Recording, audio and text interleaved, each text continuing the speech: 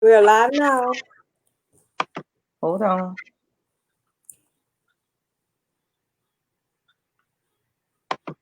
It's not even pulling up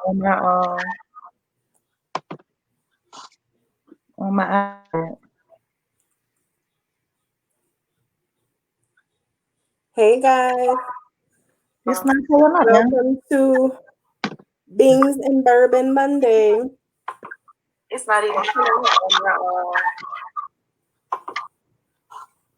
on my iPad. I see Ruka's there. We're gonna wait for a few more people to come on in.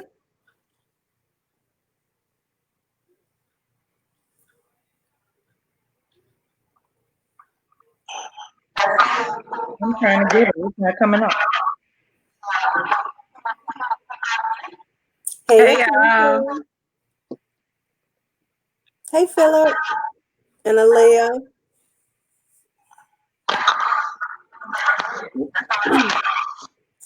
So as y'all know, I am going to be here, but I won't be showing my awesomeness tonight. Yana, you have something in front of the speaker, in front of the mic? No, I think you do. We're getting some feedback. Are y'all getting it or am I the only one? I got it earlier. I don't know if it was like somebody had their devices right next to each other or something. Hey Ashanti. Hey Kelly. I can't even. Y'all getting feedback too? They still getting feedback. Is it feedback on everybody? When everybody's speaking? Hey Evelyn.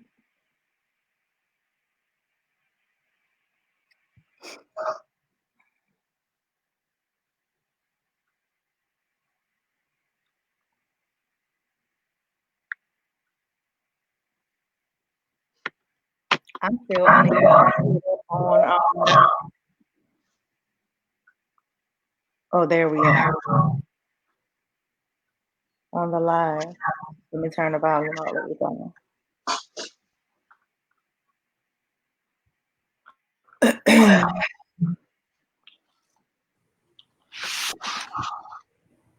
Okay, they said just not with Chelsea. So y'all getting feedback from Elena, from Allegra and I. Mute for a second, Alea. Hey y'all ladies. How y'all doing? Thank y'all for joining us tonight. And we're sorry about the technical difficulties. Well, we are here tonight and we welcome y'all to Beans and Bourbon Monday. We're so happy you guys can join us. And Allegra and I are going to take turns so that the feedback doesn't continue to come in and out.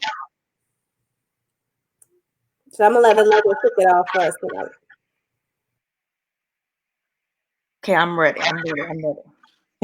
We are discussing Chelsea Maria's More Than You Will Ever Know. Whoop, whoop. Yeah. Yes. You want to just ask Chelsea to tell everyone a little bit about her show before we start, where she's from. Josh said use the headphones and then we won't get the feedback. I'm going to run get my headphones real quick. Okay. Yana, you still on? I'm here. All right, I'm going to press mute and run get my headphones real quick. Okay. All right, how's that? I don't hear. Well, I heard feedback on her end, and I know she put it. I think in her iPad. So I don't know if it's like bouncing back and forth at the same time, but it sounds clear. I guess. Yeah. Okay. Well, while we waiting, thank you, ladies, for having me, and thank you, ladies, for joining. If you don't know, my name is Chelsea Maria. I'm from South Florida, around like the Miami, Fort Lauderdale area. I've been a writer for going on 3 years. It'll be 3 years in well, yeah, 3 years in January, as published. So far I have 15 books under my title, and I write contemporary and urban romance. And I got started writing as a child. I loved just my imagination was always wild. Like the first story I ever written, I was in high school and I wrote it, and it was about this teacher and this girl falling in love. No, I've never had any relations with any of my teachers, but it sparked like a story in my head, and ever since then, I've just been penning different stories. Like I have different notebooks full of different stories that I have written. But it wasn't until 2017 when I took a huge leap of faith on myself, and I submitted um, 3 chapters of a story that I had finished earlier that year to Be Love Publications. And I got picked up as a BLP author, and I was an author from 2017 to around April this year, and I went indie. So yeah, so now I'm wearing the indie hat. Woohoo! um, and it's funny because that story that I submitted to BLP, that's not the story that came out when I first released. That story is just still in the vault, waiting for me to redo it and put it out. What else? Thank you. I'm trying to think of what else. I put out one of my best series this year. One of my only, well, no, I won't say my only series, but one of my best series this year, which was those Common Brothers. Oh yeah. Oh yeah. Yeah. So those brothers took me through it, but and then I ended the year with something a little bit more calmer, which was More Than You'll Ever Know, which is what we're talking about tonight with Choice and Kyrie. So yeah, that's my little Ricky intro. Well, yes, let's jump into it then. Let's talk about Choice and Kyrie. I am in love with him. He can come and chase me down the street and pull my hair anytime. Like he get her. He can call you a zebra too. Yes, he can call me a zebra. I'm tall too. I mean, whatever he want to call me. Pull my hair. I mean, slam me on the ground. We all open for that.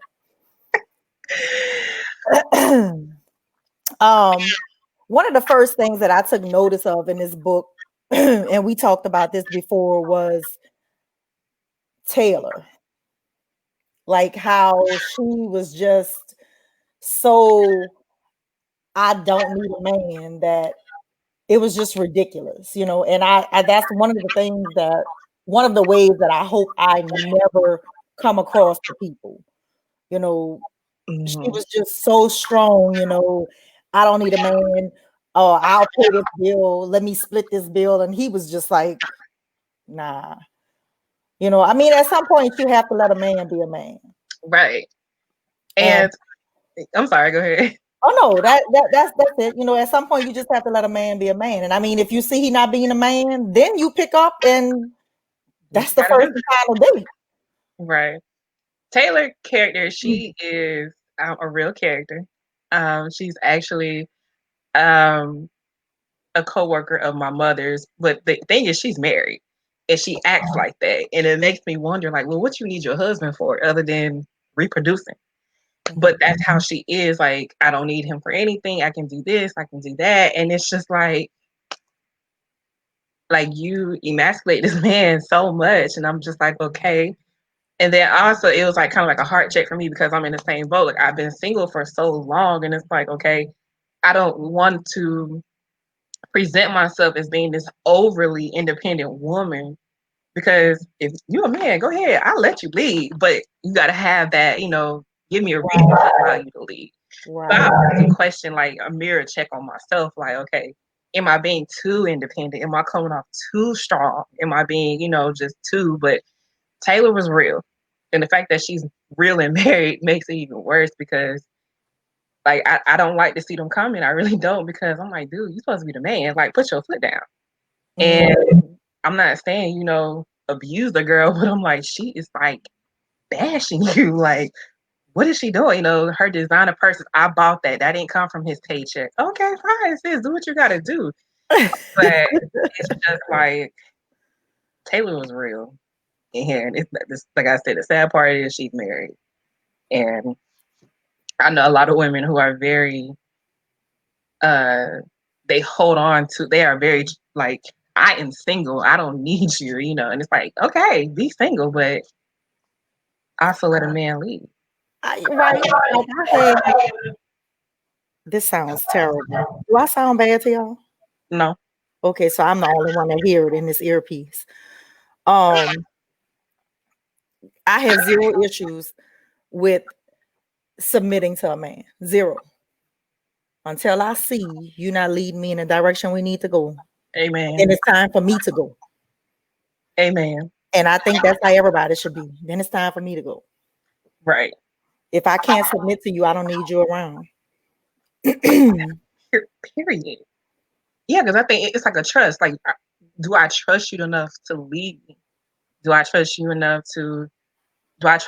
with me? Like, that goes into so many different avenues. Like, not only leading me, but do I trust you with my vision, my goals, my purpose, like my spiritual, you know, Alec, like, it's so many much. Like, are you gonna be that man to take control over that? Because it's not just me just admitting and, you know, the basics. It goes further than that. And it's like that trust comes in a big piece of that. Yeah. And let me tell y'all something about Chelsea. Chelsea loves a man with gold teeth here. And I feel like me and Chelsea sisters, because you come talk to me with a mouthful of golds and it's going down. Like, I mean, I just love me some gold teeth. Listen. And if y'all have not read about Pacino Luciano, y'all need to go read about Chelsea's character, Pacino Luciano, here. Listen, so like I told you, my first celebrity crush was Juvenile. Like, Juvenile from the Hot Boys. Juvenile, bake that ass up, Juvenile. And I loved them rugged ever since, you know, being from, you know, down here in South Florida. That's all you see. You see the golds and the dreads, you know, the Chevys. That's all you see. So it's like, yeah. And it's, listen, like Sabrina said, especially if he chocolate with a pretty smile. Oh my God. See, that used to be a big thing in the 90s in New Orleans. The gold teeth. They don't do it so much anymore, but that used to be a big thing in the 90s. And I remember I met this guy. He had 4 gold teeth at the top and 4 at the bottom. Ooh, listen, especially when they get them vein teeth. Girl. Oh my God. He came to see me, and when he left, my mama said, wherever you found him, that's where you need to leave him. I was like, that is cold-blooded. I said, you didn't even give him a chance. That dude was so sweet. Oh my, he was so sweet. Listen, I love me some gold, some dreads. You know, I keep saying, okay, I'm older, so I need to get out of it. But man, if I see a nice looking man with a pretty smile and some gold, and like, they're not like them crooked behind golds, but like, you know, he had some dental work. And then he had his goals put in, yes. Listen. And if he come with that New Orleans accent too, yeah, my morals and everything else that I be talking about out the window. I'm taking one for the team. Ashanti said they don't have them in Cali. Well, baby, come to New Orleans or go to Miami. I'm about to say, you close to New Orleans, you better go to New Orleans. Yes, a nice man is everything. Ooh. Peaches and Rodney. I couldn't stand Rodney. And then for Peaches to say she was only with Rodney because she couldn't have his daddy, Lord have mercy. I want to meet Rodney daddy though. I'm gonna have to sneak a picture of Rodney daddy because, again, that came from a real person. There's a guy that lives down my street. Known him since forever and a day. He's always lived there. Even my mom grew up with my mama. So that makes it even worse. But he's like that old school pimp, and he got like that little swag, and he drive that Cadillac deal, and he always like, "What's up, Chelsea, baby?" I'm like, "Mr. Guy," like, he's just, and he's nicely built for his age. He's just nice, and he always smells good. And I'm just like, boy, if you had a younger son your age, boy. Oh my God. Yeah. So that's how that got put in the book, because I'm like, baby, he's a very nice man to look at, and he's like that. Like I said, like he remind me like them real like old school pimps that was just like that cool, calm, collective, but they don't play no mess. Yeah, we need this picture. We need this picture. And just post it and just put the caption, "Riding his daddy." Right. And everybody gonna know what you're talking about. That's it. No explanation necessary. Ashonda said, "Make your move, girl." Make your move. Girl, he my mama age, and my mama was 60, 62, 63. Oh. But Yeah. he looked young though. He looked like a fresh 50 years old. Like, He's still pimping. What? And he's still pulling them. So, Yeah, we need pictures. We need pictures. Age ain't nothing but a number, girl. It ain't. Mind It over ain't. matter. If you don't mind, it don't matter. Listen, cause baby, I'm telling you, if I ever put a picture with a ring, know that I shot my shot. Okay.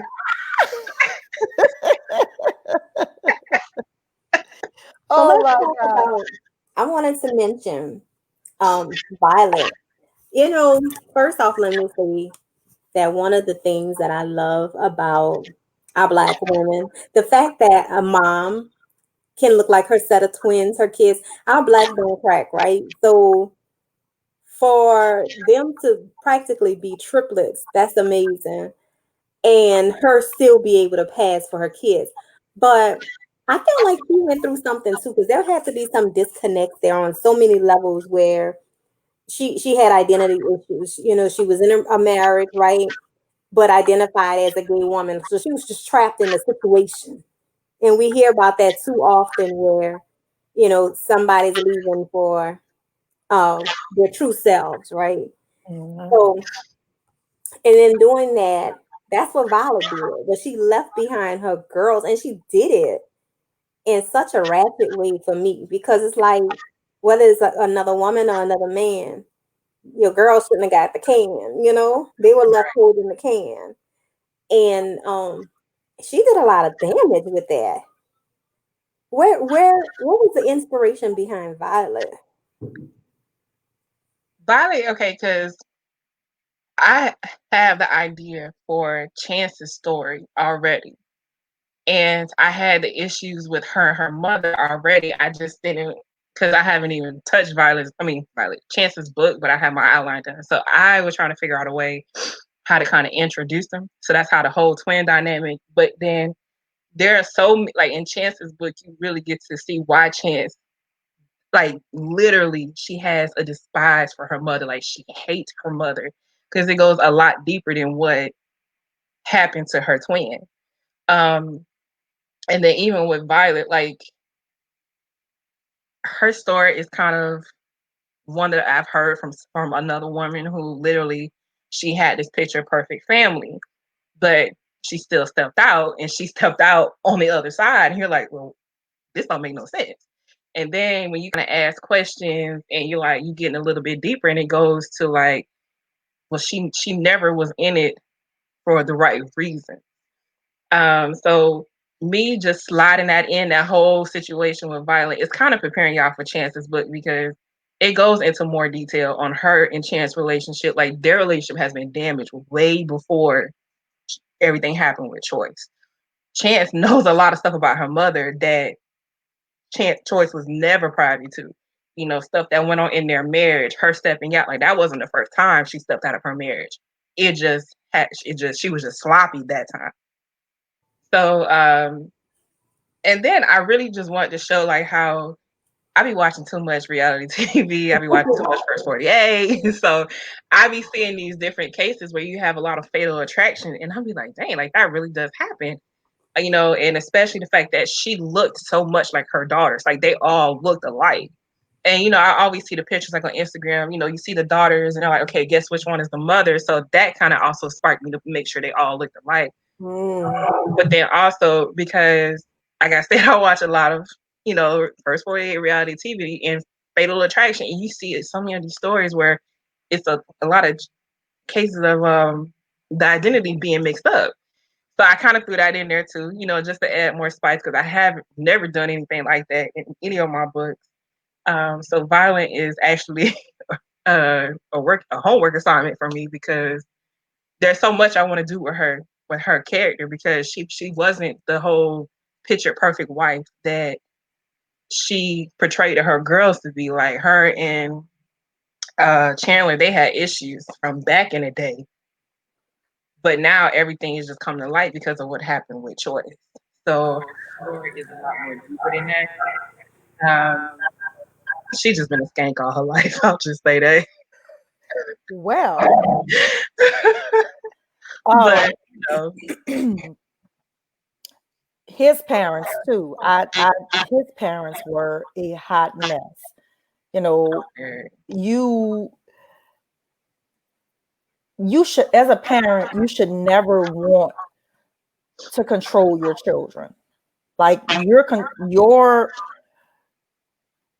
whole job as a parent is to make sure that these children lead a happy and fulfilled life. Mm-hmm.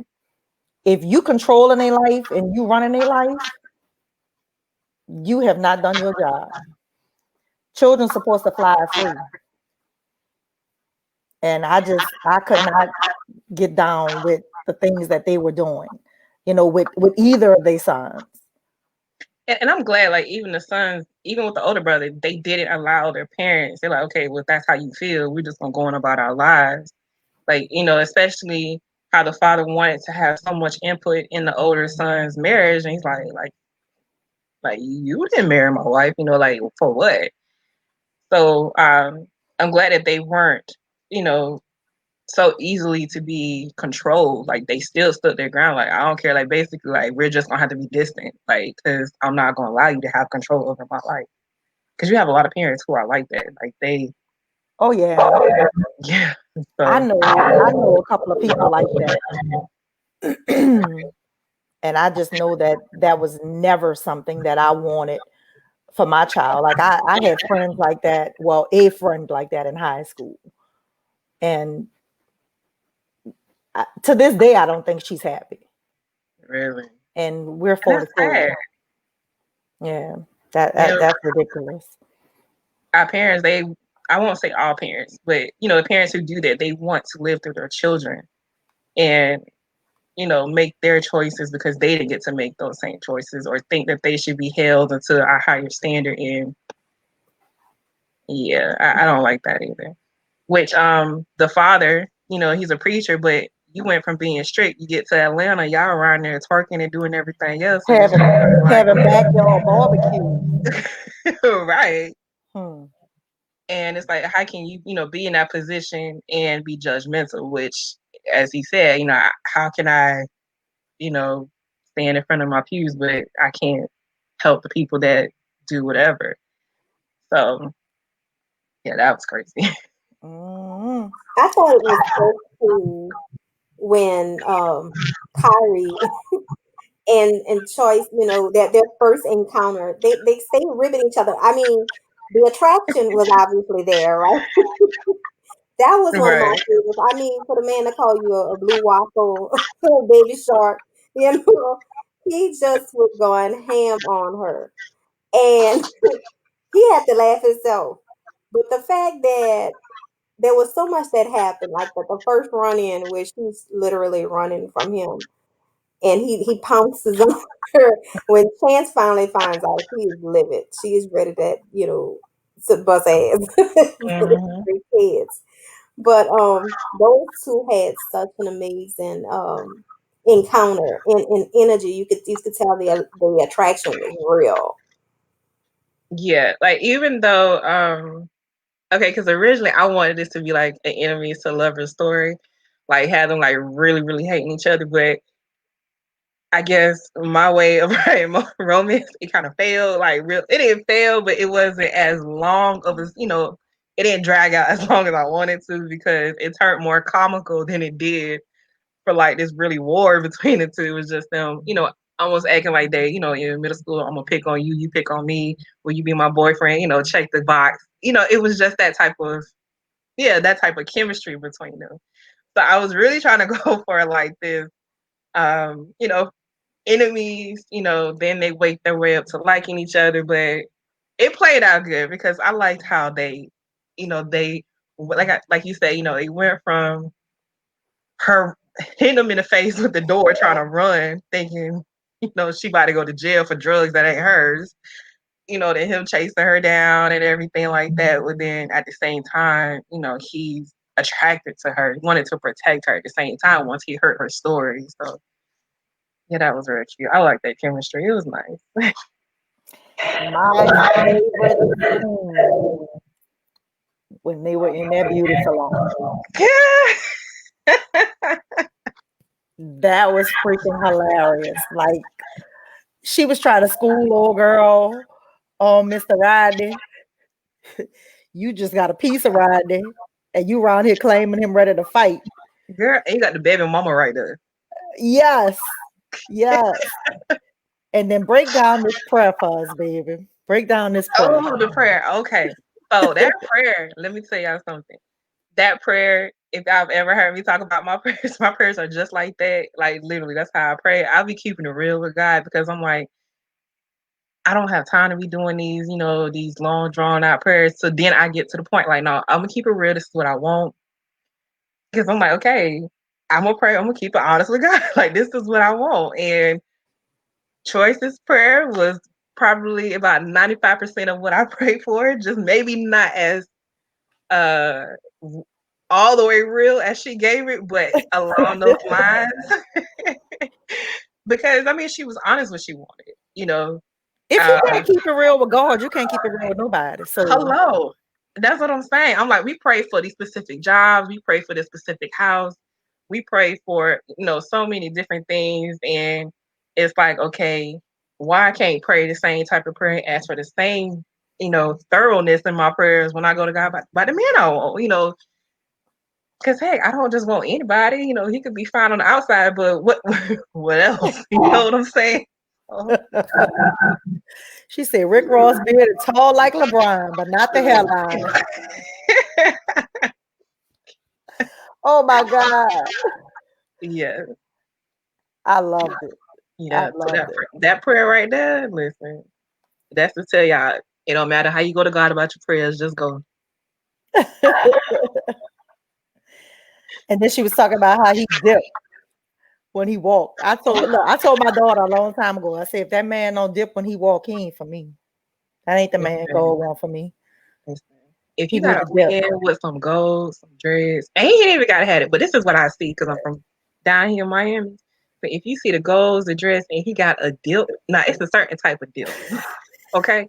And if he got like this dip in his walk, baby, understand he either about to do a few things. He might ruin your credit.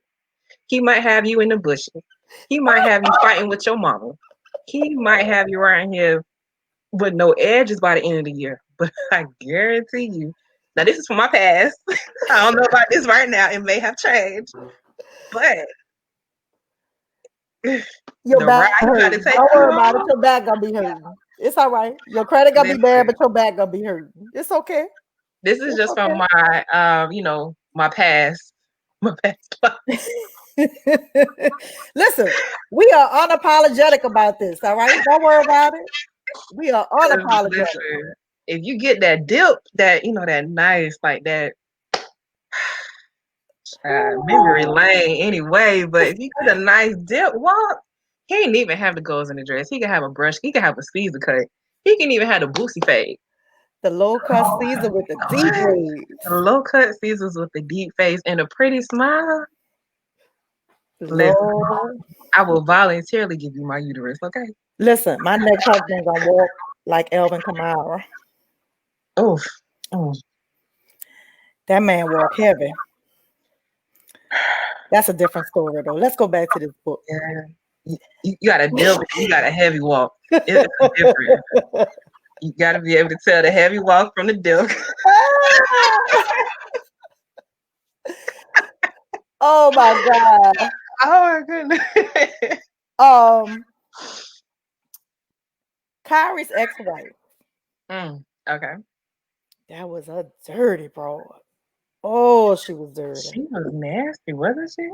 Somebody Chelsea fast. About Chelsea. Oh, that's Josh. Josh said Chelsea fast. Listen, that was in my past life. Okay. She not fast, Josh. She know what she want. That was in like my past life. That's what. That's all I'm gonna say. It's in her prayer. It's in her prayer. Don't worry about it. Listen, if God gives me back another man with a heavy dip. All right, your question was. Oh, we were talking about Kyrie's ex-wife. Oh, the ex-wife. How trifling she was. Yeah. So with Kyrie's wife, I wanted to make sure whatever she did, because it starts out with him talking about his therapy, changing all that stuff. So I wanted to make sure that what she did was actually like it went beyond, the cheating and stuff like that. It actually did something that could really damage somebody, and it did. And she wanted the perfect image, but she didn't want it to be real. She just wanted, I'm gonna step from the Joneses, but behind closed doors, like we're just okay. And yeah, she was an evil heifer. Like she was very evil. Cause I feel like, at the same time, like that's your husband. You should consult with him about anything because he made that child with you. Right. You were no longer the only person, that affected. Right. Like when you got married, it went from just being about you. It went from being us. Like I made that child with you, and how she did it, especially going behind his back and doing it. And it's like, and you still think we're going to be okay. And he did try to stay. Mm-hmm. I like what he said that, he realized that everything that he was doing for her was rejected because it wasn't meant for her. And I was like, there you go. There you go. That was not for her. All that love wasn't for her. It wasn't. She was an evil heifer. She was dirty. And I'm glad it didn't hurt, because something like that can really damage a man. Damage him. Like he could be very bitter. He could be very, then I have to go. The book would have been longer because now I'm trying to, heal this man. Trying to get him right. I was like, no, we gonna already get that out of the way. You don't went through therapy, but and then also the therapy thing, because it's like you have a lot of Black men who don't go to therapy. Now it's becoming, more acceptable, and stuff like that, to where they're not so much ashamed as they used to be. But even then, like when I talk to like my brother, they're like, therapy. And I'm like, what's wrong with a therapy? Yeah, I do wish that more Black men were open to it. We have them where they are actually open to it now, but I wish more were. It's all a part of that hyper masculinity. I hate that with a passion. Yeah. Yeah, a lot of those heavy dip walkers are that way. And it's like, bro, you got a lot of PTSD that you need to work on. Yeah, we just need them to walk, though. That's all we need.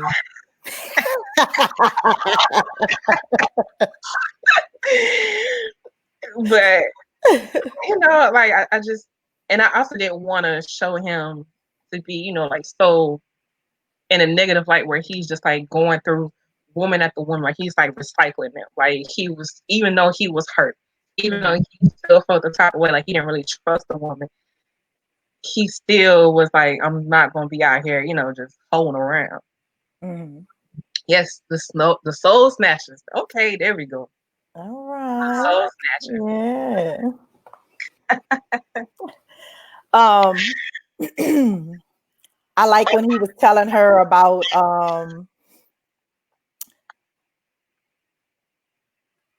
he want her to talk about them dusty holes at work that she can't stand. I was cracking up. Yeah, because he wants like that, like let's just that whole friendship thing. Because if I'm telling you about the women that I work with, especially the conversations that I'll probably tell my girls, like, girl, guess what this whole I work did. But you want me to have those conversations with you, then that means we want to build on our friendships together. And that's what he really wanted. He didn't have that with his wife. He realized that like we didn't have a friendship. Because she wasn't the one. Yes, she wasn't the one. And he was very protective of Choice. Very determined to protect her. I love that name, Peaches. I got an auntie named Peaches. That's where that name came from. My auntie Peaches is crazy as hell. Like she crazy as bedbug, and listen, give her Newport cigarettes, her Newport cigarettes, and her little Heineken bill. And she said, huh? Girl, and you're gonna be entertained all day. Entertained. She know all the hood business. Ayana, what you doing? I don't like not being able to see you. I'm chatting because I hate this echo that is given off. Yeah, I still have it with this. I think I'm gonna take these headphones off because I still have it with that too. I hope everybody else don't hear it, but I still have it with the headphones too. I don't hear the echo. Ayana's favorite part. What she said, she was hood, but she was classy. Oh yeah, that was my part. Where I love that. She basically was like, listen, you're not gonna define me. Yes, I'm ratchet, but I'm educated. I love that part. Hey Nari. Hey Is that Evelyn? Oh no, that's Genesis. Yeah. Girl, that's a shame. Call that woman Nari. Yeah, I like that. Like Choice, like regardless of what she looked like, regardless of what she went through, regardless of anything, like she stayed her true, authentic self. Like she wasn't changing, even after like you basically was left for dead. But she still stayed who she was. Like that didn't change her. If anything, it made her more of a beautiful spirit because she wasn't bitter. She wasn't, angry. I mean, in the beginning, yes, because she dealt with the issues with her mom, but they were geared towards one person. It's not like she took it out on everybody, and she could have. She could have been, especially, and then getting dumped too by your man at the same time. Like, so you went through tragedy with your mama. You getting dumped. You got this scar on your face, and you trying to figure out, okay, like what's life? She could have really, really, really, turned out to be like this bitter woman, but she wasn't. Like she stayed true to who she was. Like regardless, like she allowed her battle wounds to be like her roses. Like that's what she loved, and I love that about her. I love that. Sean said the chitlins took her out. Oh my God. That was terrible. Listen, those chitlins. But I'm like she said, like you research everything else. So when I said chitlins, if somebody said, oh, you want some chitlins, and I don't know what it is, I'm gonna Google it. Like it don't even sound like it don't even sound like that's like me saying, oh, you want some. If I never heard the word chicken, you're gonna be like, what the hell is a chicken? You know what I'm saying? Like, so that's his fault. He should have Googled it at the same time. She didn't warn him. First of all, I don't care what you do to chitlins. Chitlins stink. Oh, so when you brought that plate and that smell hit me, no, what is this? No. Right? Like, is this FDA approved? Like, no. I like when she asked him when he asked for the phone number and she said Mike Jones number. Girl, I had tears coming out my eyes. I said this fool gave out Mike Jones. Listen, I have been waiting to use that in a book for so long, but I have not been able to find like that right moment, and it fit perfectly because it was Choice and it was him. It fit perfectly. Because I've been wanting to say that to somebody in real life to see like they catch on, and I've never had that opportunity yet. But listen, when that happened, I was like, this is like perfect. That was good. Especially like her, how she is, and then how she is with him. And I like how we wrote this whole book too with like zero sex. we went the whole book, and they just played around the whole book, just talked shit the whole book, and Pretty still much. had that chemistry. I loved it. And that's what I really want to focus on, like their chemistry, and then like their intimacy, like showing other layers of intimacy without them hunching. You know, I ain't got no problem writing the hunching scene. Fine, I put it in the book, but I was just really focused on just trying to build the intimacy in a different way. Like, you know, just trying to make sure like they really did like each other. Because I read a lot of books where they be hunching every other chapter, but they still not liking each other. And I'm like, well, how you not like this man, but you done snatched his damn soul in chapter 2, and it's like, come on. So, And that's all they had. All and they then, doing is snatching souls. They're not doing nothing else. right, I wanted to build on them, like, you know, actually show they really do like each other. Like, he really likes her, she really likes him. It goes beyond just the sex, like, you know, and that's what I really wanted to do. I ain't got no problem with books. I read them all the time, but for me, it was a challenge to show, was to stretch myself and to be more intimate in different ways. Mhm. Well, And I both love Diamond how and I both hate books that you just have a whole book full of sex and you have like zero story. You know, that's fine and dandy, but after like 3, 4 sex scenes, what else we reading about?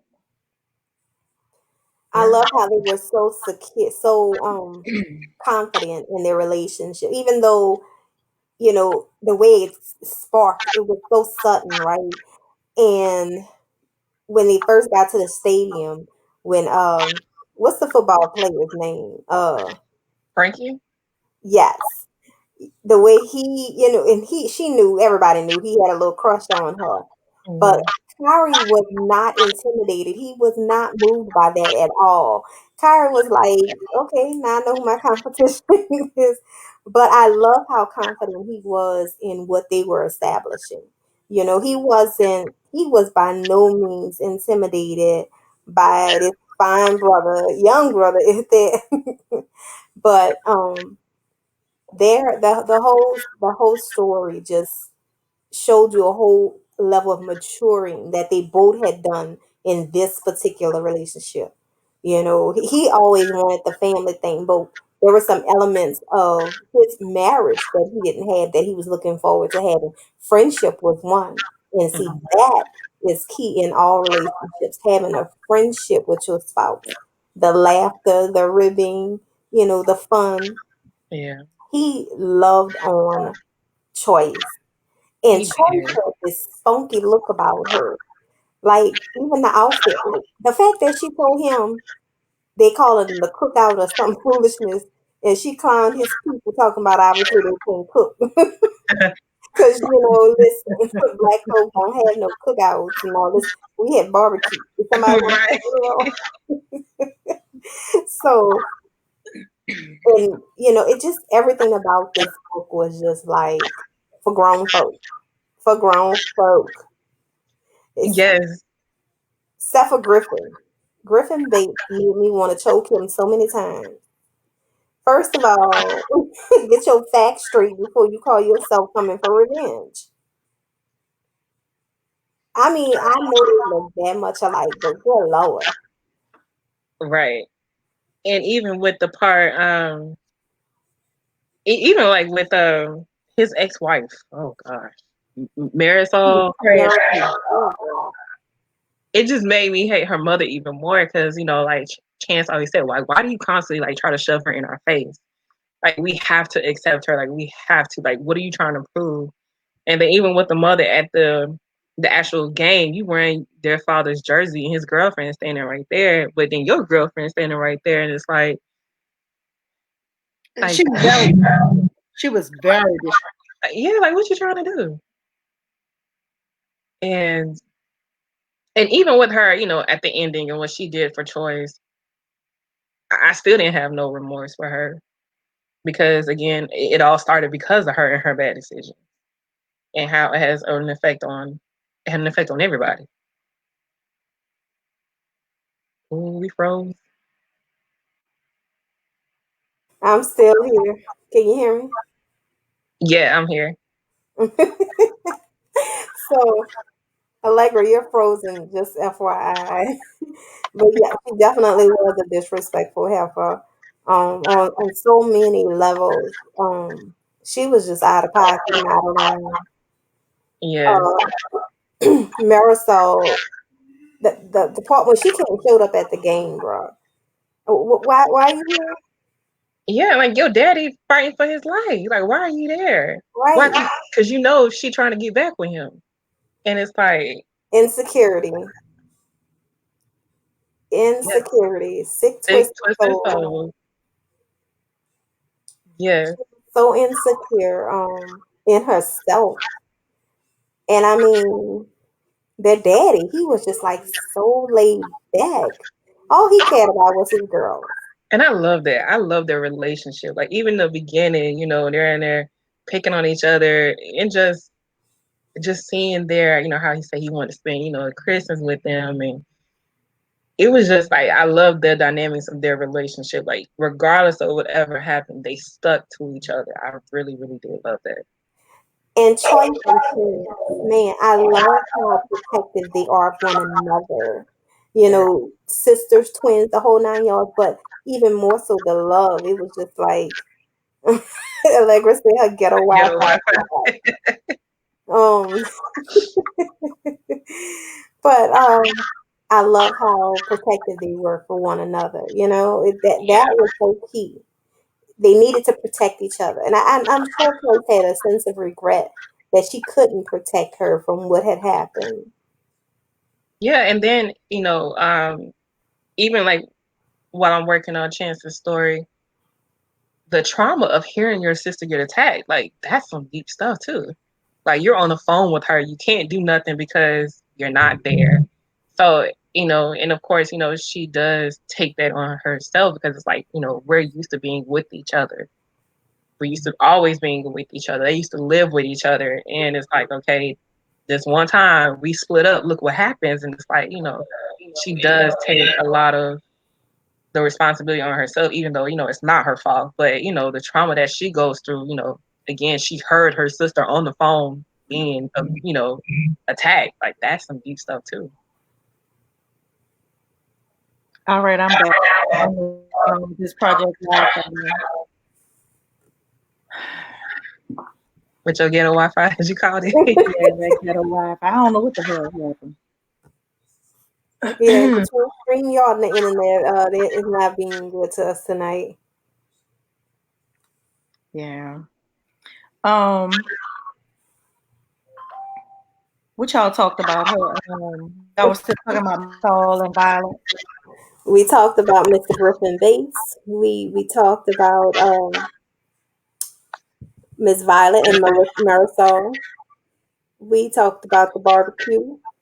Um, and you know what we did talk about, we were talking about Choice and Chance's relationship, and you know how Um, they are so protective of one another. Like the fact that she realized because Griffin came in that room, she wasn't afraid of the hurt that he could cause her. But if he would have put his hands on her sister and she was right there in the shower, I think that would have really, really devastated her. we want Frankie to get a book because Frankie need to find him some love. Because Frankie was crushing on people and couldn't get right. So we need Frankie to get a little love too. A I little don't know who he can tenderoni. find love with, but Hey, do something with little Frankie because he loved him some Choice. You couldn't tell him nothing. did. He loved him some I Choice. liked when she came back and her sister saw her and she just yelled, "Pizza!"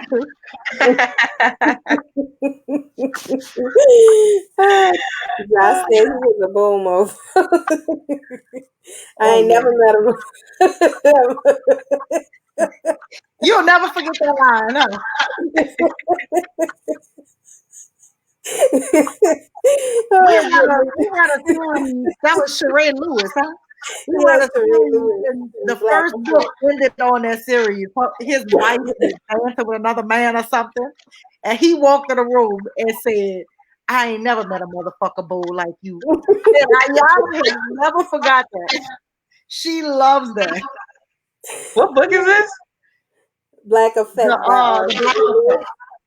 Oh, by Sheree. Okay. Yeah. Yeah, I might have to get little Frankie a little book. Him with a cougar, because you can tell he like them older women. Oh, she'll get him right too. I can see it. She'll get him right. Baby, let me tell you, these people or something else. I mean, they're so lighthearted. And like Sean said, see when she got them chitlins, girl, he was on fire with her. That was the only time he was there with her. Because my boy had Listen, to find shit. that okay. It was the chitlins, and then when she ignored him, he clipped off her fingernails. That he would have died. Yeah. He would have died that day. How you mess up that woman's nails like that? He clipped them out one by one.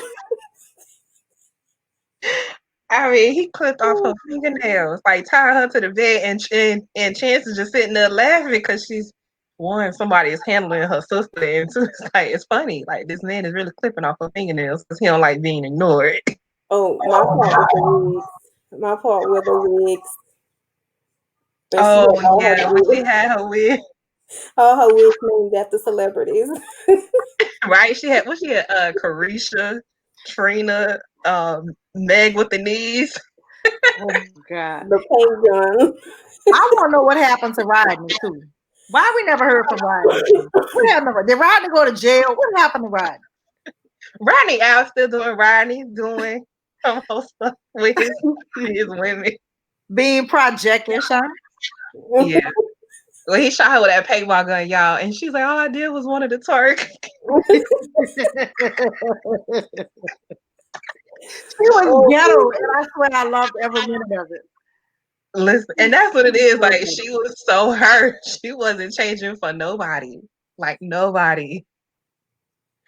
Even with the wigs on, she wasn't changing. Like, she got fired. She's like, "Here, I ain't even finna argue with you. Just take the apron. I'm gone." Girl, how you get fired from working at a plant? That was hilarious. She was like, she just knew that was her last day there. She was like, right? Nah, this is not work for me. This is not gonna work for me. Not at all. And then one of the when she was on the hill, when they were on the hill with the scooters, and she fell, y'all, that was me. In 2018, I was in Atlanta for the Chick-fil-A Bowl, and we were staying at the Omni Hotel, which is literally right by the stadium and right by the Chick-fil-A Hall of Fame.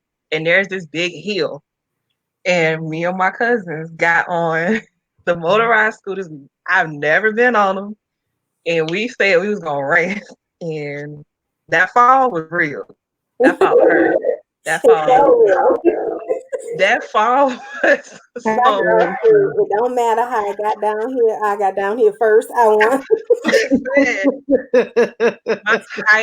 my tights were ruined. I had stuff in my hair. I was like so bruised up. Like, and my cousin to this day, she's like, "I hope you put that in a book." I'm like, "Girl, I did." Stuff like that is always so much better when you catch it on film. I'm glad nobody did, because I want to laugh at myself too. Catch it on film, so I can try to laugh it too. And it was midday, so somebody probably got it and then shared it somewhere, and I just ain't run across it yet. Because listen, the way I fell, like my life flashed before my eyes. Did you limp a little bit when you got up? Limp.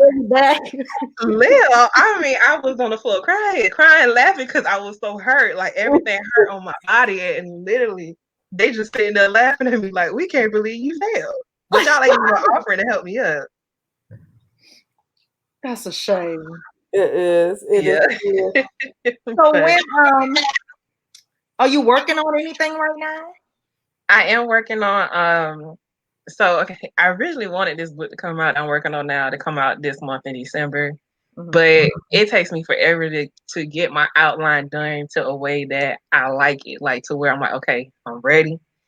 Then I was like, okay, I'm gonna do a New Year's story, like a New Year's novella. That didn't happen. New Year's about to be this Friday. That didn't happen. So I am working on something. It doesn't have to do anything with those characters, but I'm really hoping I can get Chance done hopefully by Valentine's weekend or somewhere around there.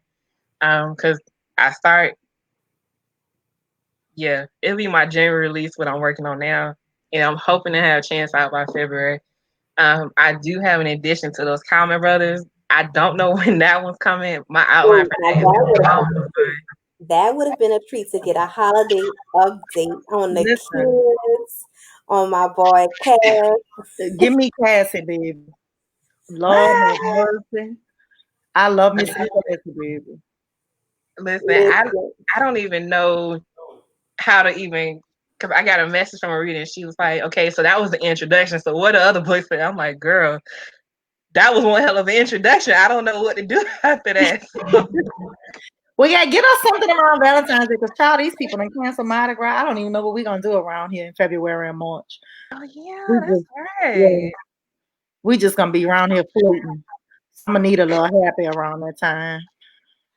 Wow, no Mardi Gras.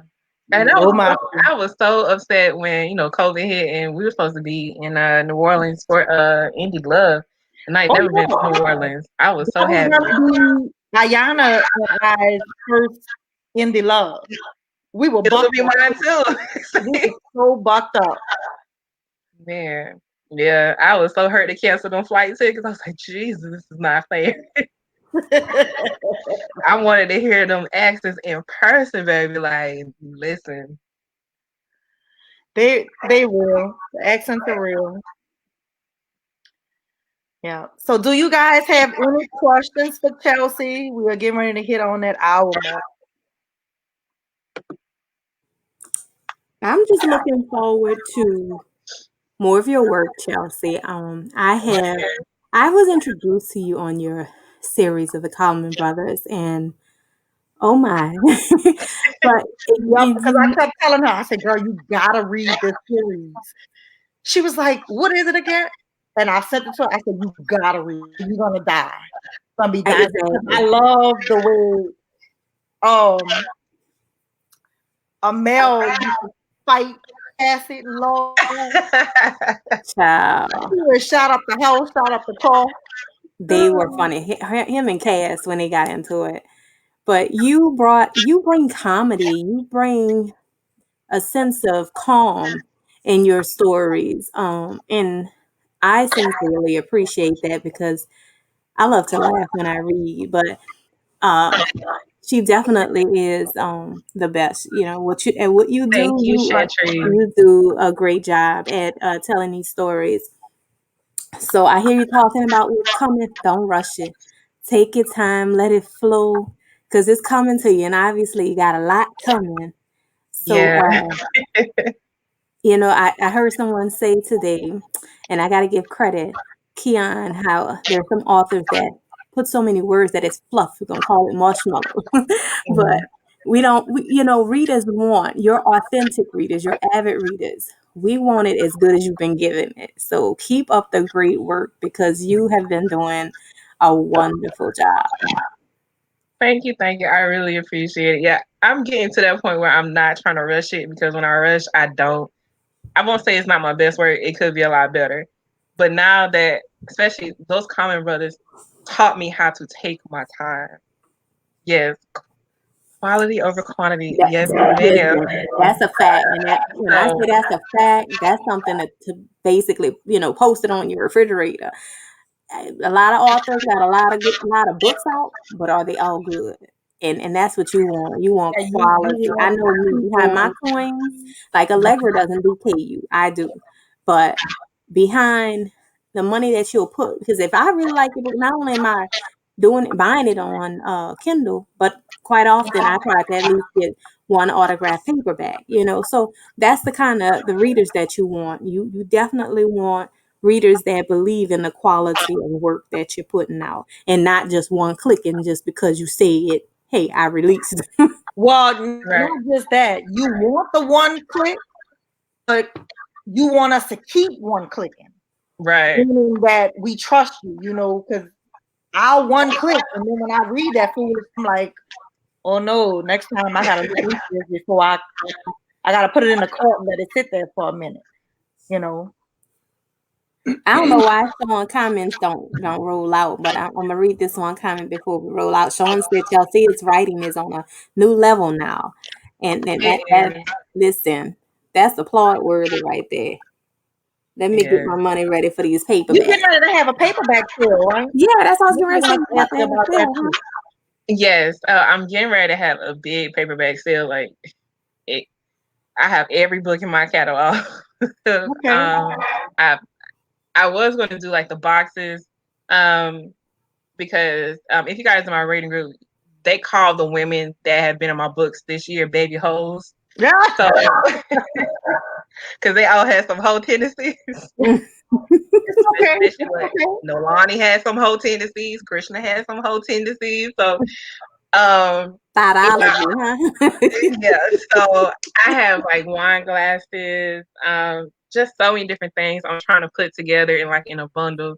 I'm going to wait till of course, the new year to do it because I want to make sure, that it's all put together for everybody.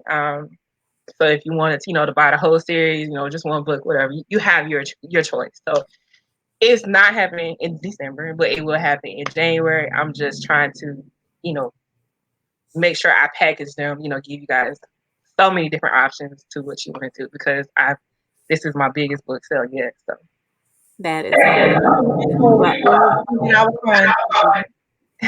thank you. I really, really I appreciate y'all. Y'all supporting me. Like when I get y'all messages, I'm like, y'all read my books? Oh my gosh, thank you. But we want to thank you for joining us, and we look forward to having you again in the future with some more of your work.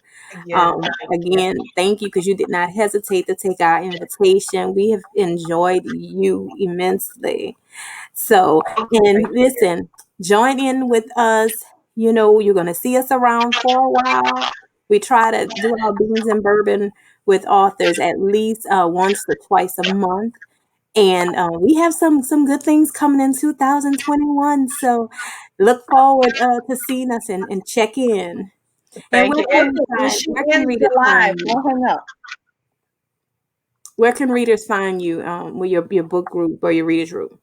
I'm on social media, Instagram, Twitter, and all that, Chelsea Maria. My Facebook group is Love on the Low with Chelsea Maria. I'll drop all those links when I say my thank you post. So y'all can check me out from there. And thank y'all. Yes, I do have a sweet ghetto gangster side nobody knows about until you read my work. Thank you. Because we like them goatee men with the dips and the Oh, yes, baby. Oh, yes. Thank you for welcoming me to New Orleans. Listen, I'm That's trying right. to go. Bourbon I'm Street. trying to go. And that's it. All right. Good night, everybody. Good We'll night. see y'all next time. Don't hang up, Chelsea.